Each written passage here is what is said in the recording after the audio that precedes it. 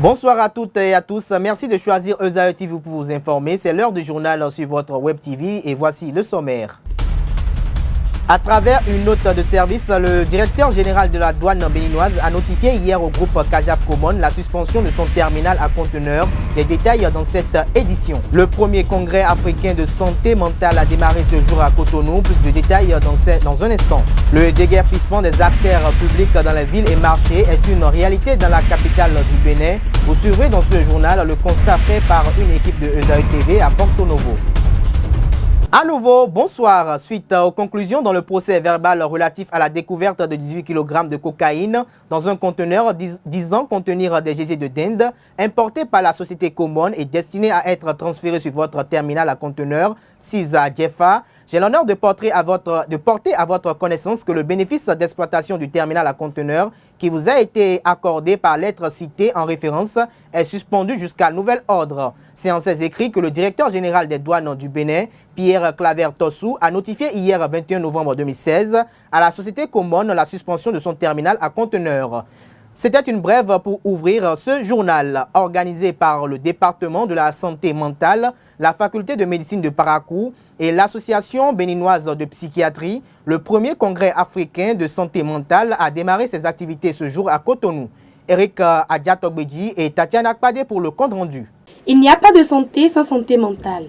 C'est dans cette optique que le département de santé mentale et l'association béninoise de psychiatrie, en collaboration avec l'université d'Abomey-Calavi, le ministère de la Santé, le ministère de l'Enseignement supérieur et bien d'autres, organisent le premier congrès africain de santé mentale. Ce congrès, qui a eu pour cadre la salle bleue du Palais des Congrès, est assis sur le thème « Sexualité, culture et maladie ». En présence d'un parterre de personnalités, le représentant de l'OMS, Organisation mondiale de la santé au Bénin, ne ménage aucun effort afin de soutenir les efforts du Bénin en matière de santé, vu les objectifs que les organisateurs de ce congrès se sont assignés. Nous sommes ici pour plaider et je voudrais répondre à l'invitation de notre excellent maître de cérémonie que l'OMS, l'Organisation mondiale de la santé, est votre partenaire et le partenaire du Bénin pour la santé. Et que nous ne ménageons aucun effort pour être tous les jours, de jour comme de nuit, avec vous. À cet effet, des solutions idoines sont en vue par le ministre de la Santé à l'endroit des malades mentaux. Face à l'ampleur du problème, nous devons changer notre perception de la santé mentale et permettre aux malades mentaux d'aller se soigner dans les centres psychiatriques sans craindre de se faire stigmatiser. Pour y parvenir, toutes les opportunités sont bonnes pour mettre la lumière sur la santé mentale et les troubles psychiques dans notre pays, le Bénin. L'occasion est donc propice pour montrer notre volonté de faire de la santé mentale et des troubles psychiques la grande cause de l'année 2016. C'est pourquoi mon département ministériel et tout le gouvernement de la rupture, sous le leadership du président de la République, s'attellent à chercher des réponses idoines aux souffrances des populations en général et des malades mentaux en particulier. Plusieurs participants ont répondu présents, à savoir les psychiatres, les médecins généralistes, les psychologues, les infirmiers, les assistants sociaux, pour ne citer que ceux-là à cet événement qui prendra fin le 24 prochain. Le gouvernement de la République du Bénin a pris la décision d'assainir les espaces publics, et ceci en procédant au déguerpissement immédiat des artères publiques des villes et des marchés. À cet effet, une équipe de Esae TV est allée constater le déroulement de cette opération dans la ville de Porto Novo. Espérons Noukoumen et Tatiana Akpade pour le constat. Le déguerpissement immédiat des occupants des artères des villes et des marchés au Bénin est une priorité du gouvernement du président Patrice Talon. L'assainissement et la propreté sur toute l'étendue du territoire des villes pourraient faciliter des investissements étrangers dans notre pays. Que ce soit à Parakou, à Boïcon, à Porto Novo, sont marqués au vert et au rouge. Bon, en tant qu'on était ici, on n'avait pas trouvé de pareilles choses. Comme nous avons un nouveau président, et bon, c'est ce qu'ils ont décidé, nous sommes obligés de respecter ce qu'ils ont dit. Parce que le décapissement là, c'est bon. on ne peut pas dire que ce n'est pas bon parce que c'est pour éviter l'accident. Nous sommes toujours en deuil parce qu'on nous a renvoyés au bord de la trottoir et pour rester derrière la rail. Et en ce moment, on voit qu'il n'y a plus marché, on ne vend plus. Il y a tellement de difficultés de vendre au bord de la voie. Ces déguerpissements, diversement appréciés par ces vendeurs et autres, ne sont pas les bienvenus en cette veille des fêtes de fin d'année.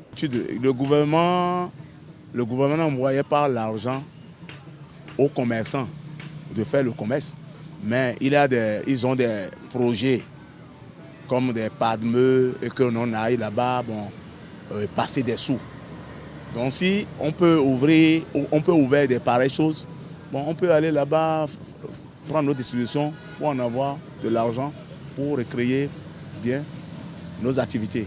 L'État peut nous permettre d'occasion de rester ici après la fête. On peut chercher autre endroit pour rester, c'est mieux. Et même si la pertinence de ce déguerpissement est établie, il faille que les autorités béninoises trouvent la meilleure option pour ne pas créer d'autres types de problèmes en voulant assainir les villes du pays. C'est un secret de Polichinelle, une vérité de la palisse. La circulation sur l'axe Agla-Adiara-Razunto est très épineuse et ceci compte tenu d'une importante flaque d'eau issue des eaux pluvieuses qui stagnent sur les pavés. Dès lors, emprunter ce axe devient un parcours de combattant. Suivez ce constat sur la situation que nous proposent Milka Laourou et Thierry Azagba. Après la pluie, c'est le calvaire sur le pavé Agla-Adjara. Une importante quantité d'eau pluvieuse stagne sur les pavés, rendant la circulation pénible aux usagers de la route. Ces derniers déplorent le phénomène qui, à leurs yeux, n'est pas du tout commode. Chaque année, si la pluie commence là, on souffre. Les motos ne peuvent pas passer. Même les camions aussi. S'ils sont en train de passer, les populations, ils trouvent l'eau sur leur atterrier. Nous sommes vraiment déçus. Déçus de la manière dont ça se passe sur ce tronçon Fidjilocé-Agla. De peur d'avoir un incident tout au long de la traversée de cette flaque, les motocyclistes pour la plupart sont obligés de faire un détour en se frayant un passage au niveau des rails. Tout dans les saisons de la pluie, oui. Dans les saisons de la pluie, nous sommes très fatigués de cette voie. La voie n'est pas praticable et nous n'arrivons pas à passer, surtout qu'il y a une petite pluie seulement à la voie, sinon et les motos arrivent à s'arrêter dans l'eau. Au-delà du fait que cette mare défie motocyclistes et automobilistes, elle cause préjudice aux sociétés et autres vendeurs installés au bord de son lit. Nous qui avons nos boutiques, nos maisons ici, ça fait déjà des mois que nous nous plaignons, mais rassurez-vous que nous ne vendons plus du tout. Très difficile, hein, parce que aux saisons pluvieuses là, on a des difficultés à vendre. Franchement, on a des difficultés. Les clients ne viennent plus. Les populations déclarent que malgré les multiples descentes des équipes municipales dans le souci d'éradiquer le mal, toutes les tentatives sont restées vaines. Cependant, l'espérance de ces usagers et riverains est tournée vers la nouvelle équipe gouvernementale pour un nouveau départ.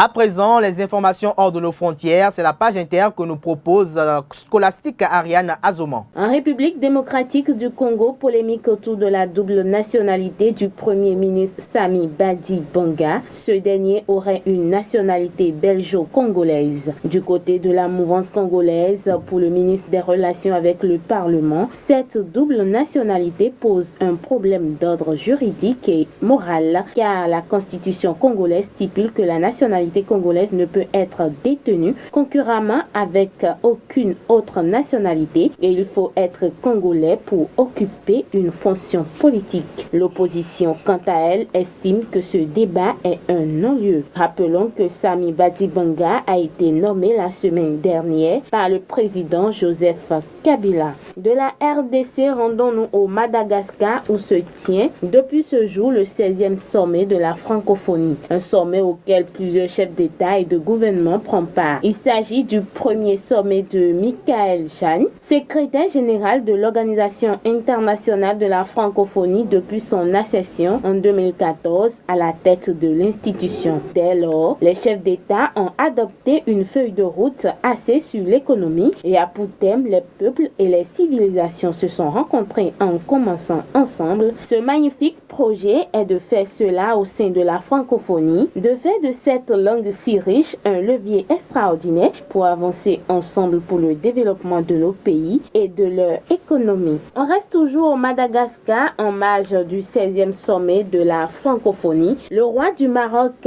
Mohamed VI, est arrivé à Madagascar pour une visite d'État. Il fera un passage à Antsirabe demain mercredi, ville située au centre de Madagascar à 150 km du sud d'Antananarivo, la capitale. Une visite qui est historique car le roi Mohamed VI est venu accompagné de 450 personnes et de gros contrats à signer. Une stratégie diplomatique alors que le Maroc souhaite réintégrer l'Union africaine qu'il a quittée il y a 32 ans. Hors des frontières africaines, François Hollande sur le cours de la justice. La justice française a ouvert une enquête préliminaire pour compromission de la défense nationale à l'encontre du président français suite à la publication de documents classifiés obtenus par les journalistes du quotidien Le Monde.